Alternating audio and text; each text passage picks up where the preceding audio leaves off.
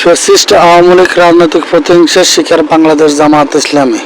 দীর্ঘ সংগ্রামের পর গত 24 জুন মঙ্গলবার দলের নিবন্ধন ও প্রতীক ফিরে পেয়েছেন।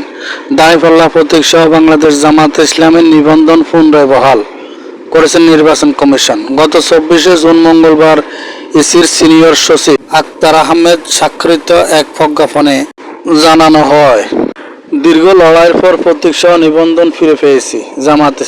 জামাত ইসলামের সেক্রেটারি জেনারেল ও সাবেক এমপি অধ্যাপক মিয়া গোলাম ফরওয়ার বলছেন, আমরা দীর্ঘ আইনি লড়াই সংগ্রাম করেছি।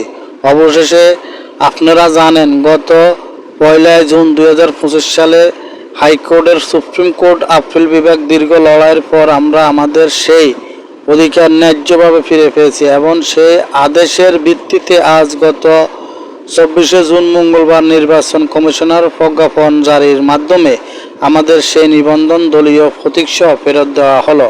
গত 1 জুন সুপ্রিম কোর্টের আপিল বিভাগ এক সর্বসম্মত রায়ের মাধ্যমে বাংলাদেশ জামায়াত ইসলামের প্রতীক দাঁড়িপাল্লা সহ নিবন্ধন ফিরিয়ে দেওয়ার আদেশ প্রদান করেন। গত 4 জুন নির্বাচন কমিশনার আপিল বিভাগের রায়ের প্রেক্ষিতে দলীয় প্রতীক দাঁড়িপাল্লার সঙ্গে বাংলাদেশ জামায়াত ইসলামের নিবন্ধন ফেরত দেওয়ার নীতিগত সিদ্ধান্ত নিয়েছিলেন এবং গত 24 জুন মঙ্গলবার প্রজ্ঞাপন জারির মাধ্যমে তা বাস্তবায়ন করে।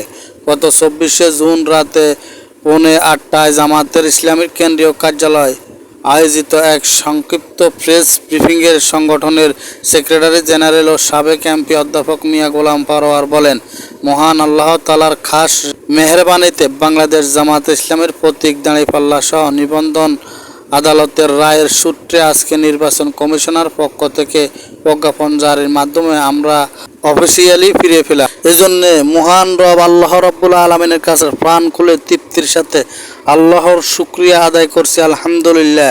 মিয়া গোলাম ফরওয়ার বলেন, আমরা সমাজের সচেতন বিবেকবান মানুষ। আমাদের মধ্যে বাংলাদেশের 18 কোটি মানুষের চিন্তা চেতনা, মন মানসিকতা, রাজনৈতিকরণ, ভোটার অধিকার সহ সব কিছু অভিব্যক্তি ও আকাঙ্ক্ষা জাতির কাছে দেশ বিদেশে প্রতিফলিত হয়। এই জন্যে আপনাদের বলা হয়, জাতির বিবেক কিভাবে বাংলাদেশ জামায়াত ইসলামের মতো একটি গণতান্ত্রিক নিয়মতান্ত্রিক নিবন্ধিত রাজনৈতিক দলের উপর পতিত আওয়ামী লীগ ফ্যাসিস্টবাদী সরকারের জুলুম চালিয়েছিল, আমাদের অধিকারগুলো কিভাবে কেড়ে নিয়েছিল, সব ইতিহাস দেশবাসীর জানা আছে।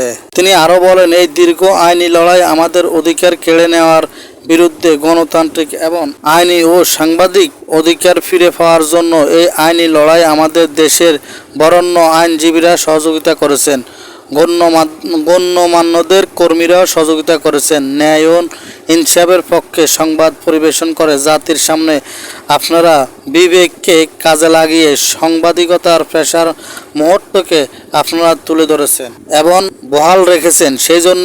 সেই জন্য আপনাদের সকলকে শুকরিয়া ও কৃতজ্ঞতা জানাচ্ছি। মিয়া গোলাম ফরওয়ার বলেন, আমি আবারও সর্বোপরি মহান আল্লাহ তাআলার দরবারে বারবার শুকরিয়া আদায় করছি। বাংলাদেশের কোটি কোটি মানুষ আমাদের ন্যায্য অধিকার ফিরে পাওয়ার জন্য দোয়া করছেন।